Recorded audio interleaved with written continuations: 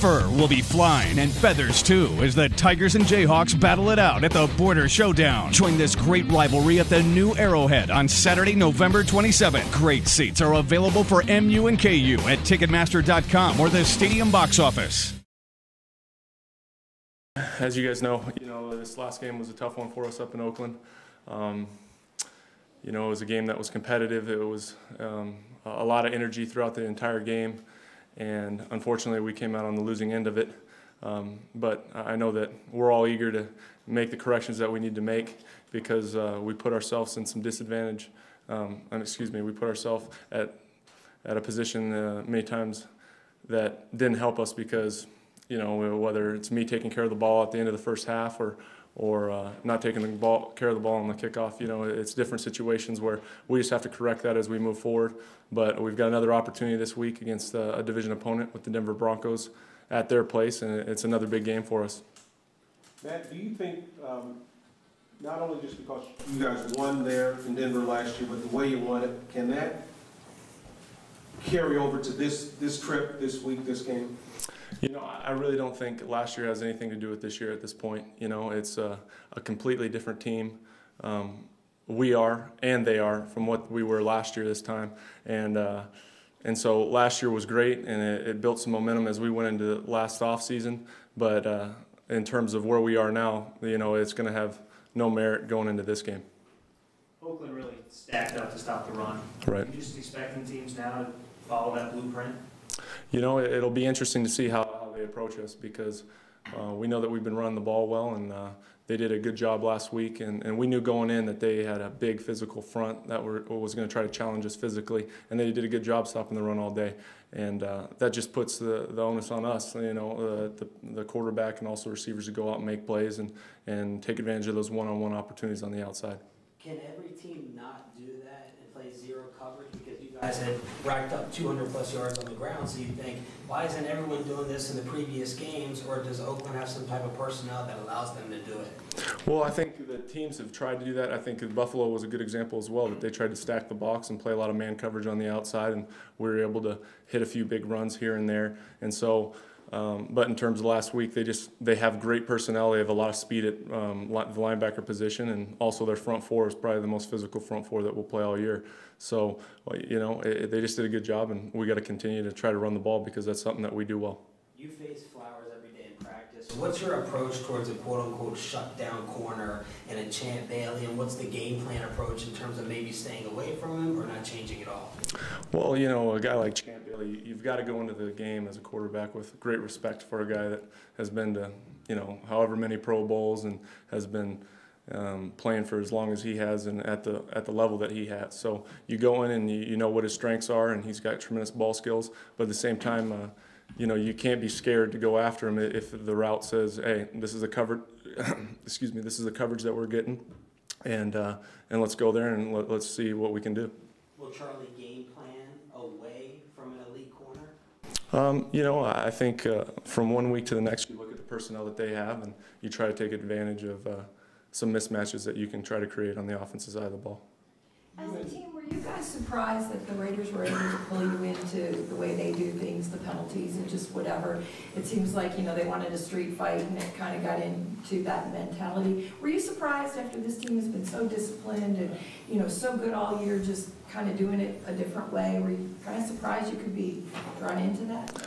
Well, we did. We got kind of mixed up in the penalties and some of the turnovers that we've been doing such a great job of taking care of the football all year. And, I think this week there's an emphasis of just getting back to doing what has made us successful up to this point.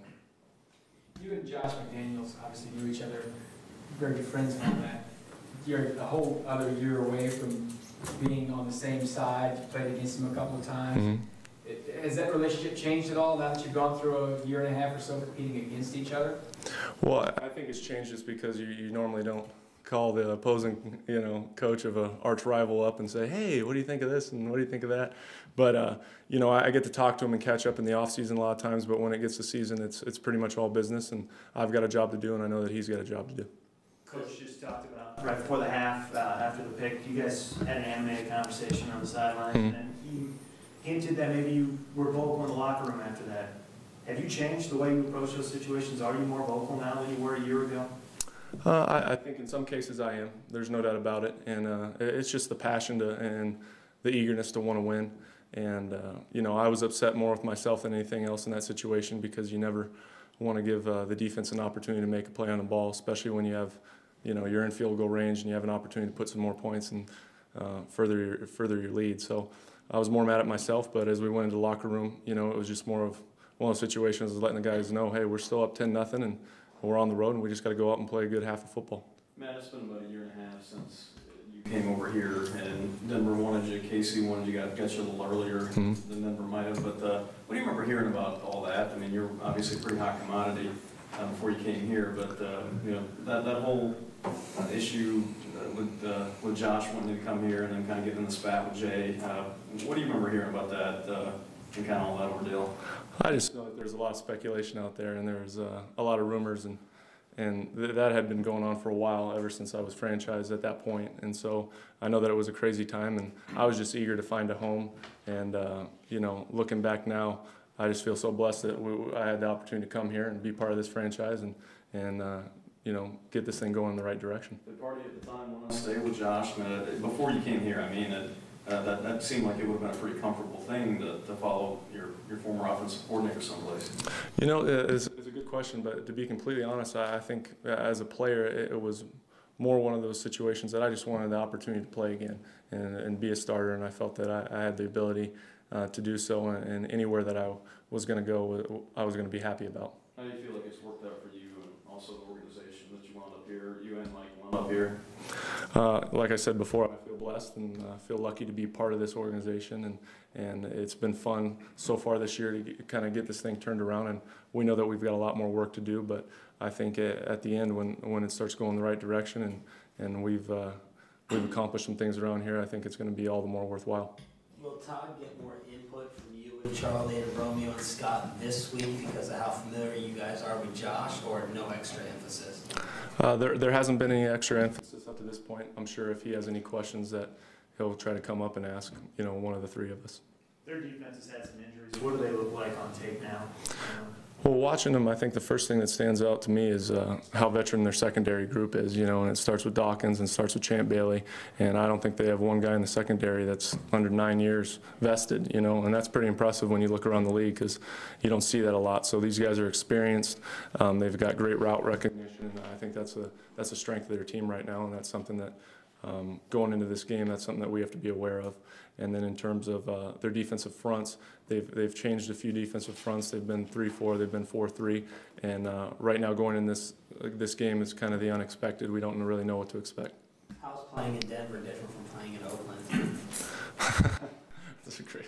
Well, Oakland was an interesting place to play, to say the least, and a lot of friendly people out there. You know, they're all cheering for you. They want you to do the best, and I'm sure it'll be the same as we go into Denver this week. You said in the past that your priority is taking care of football, you know, being kind of a game manager. But can you name like two or three other things that kind of separate like the good quarterbacks and the quarterbacks that are good at that, the guys that are average or low?